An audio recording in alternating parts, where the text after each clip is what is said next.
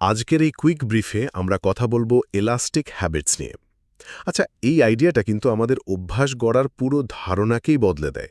মানে পারফেক্ট হওয়ার চাপের বদলে ছোট ছোট স্টেপ নেওয়াটাই এখানে আসল কথা। তো চলেন, এর তিনটে সবচেয়ে জরুরি বিষয় কি কি সেটা একটু জেনে নেওয়া যাক। প্রথমেই আপনার প্রত্যেকটা অভ্যাসকে তিনটে লেভেলে ভাগ করে ফেলুন।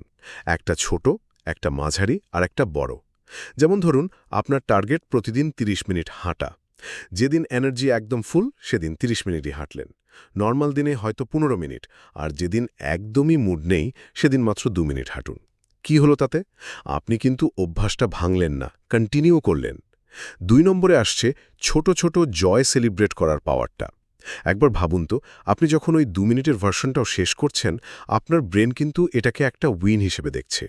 আর প্রতিদিনের এই ছোট ছোট জয়গুলোই আপনার কনফিডেন্সকে এমনভাবে বুস্ট করে যা আপনাকে বড় লক্ষ্যের দিকে ঠেলে দেয়। আর সবশেষে ৩ নম্বর পয়েন্টটা হলো অল অর নাথিং, বা হয় সবটুকু করব নয়তো কিছুই না, এই মেন্টালিটি থেকে বেরিয়ে আসা।